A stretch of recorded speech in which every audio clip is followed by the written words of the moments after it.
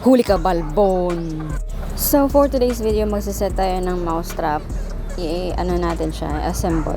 Kasi kakarating lang yan, and then assemble na natin para mahuli na kagad natin yung mga daga. Pero issue talaga yung mga daga na yan, no? Ayan, tingnan nyo lang, step by step yung ginagawa ko. Ayan, kinakabit ko lang yung mga springs. And then, yan yung sibing maglalak sa front. The next naman is, ito naman yung panglagayan ng pain. Dito ilalagay yung pain. Ikabit mo lang siyang ganyan, and then, lalagay mo lang yung pain sa baba. Okay? Ayan, kailangan nakaganyan siya, nakakabit siya sa ibabaw na parang hawakan mo. Hawakan ng mousetrap. Diba? Effective! Pero ewan ko lang sa mga malalaking, as in super laking daga ha. Kasi medyo maliit lang to eh. Pero siguro makakabili ka niya ng mas malaki. Yan, sineset na natin yung pain na expired cheese. Ayan, kailangan nakaganyan talaga siya. Ayan. 'Di ba? Makikita mo naman yan pag na-assemble mo na yung mousetrap mo ng ganito. Ayan. Then, ite-test na natin siya. Ayan, nakita ko na yung daga. After, binidyuhan ko yan. After 11 minutes, lumabas yung daga.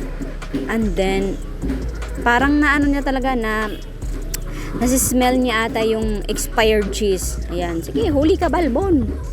And then, pumasok siya. Gutom na kasi yan. Ayan, natrap siya. Huli ka, balbon. Yan sa'yo. Buti yan sa'yo ha.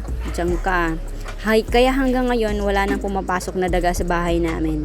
Pero, bago muna yan nangyari, nakahuli pa kami ng mga, I think, 5 daga or 4.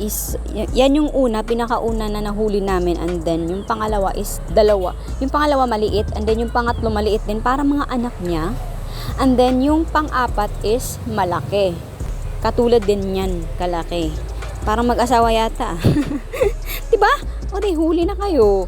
And then yung the past few days naman, may nakita ako sa wall namin, yung pinakadulo. May dumaan na isang daga.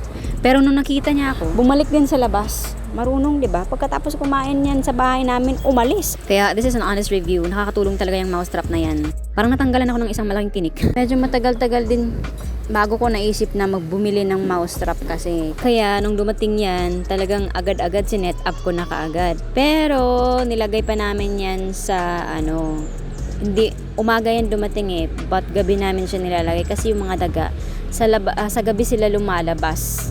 Yung mafe-feel na nila na wala nang taong naglalakad-lakad o hindi na. At saka parang alam nila na natutulog na yung mga tao, kaya ayan. Pero hindi pa kami tulog niyan ha.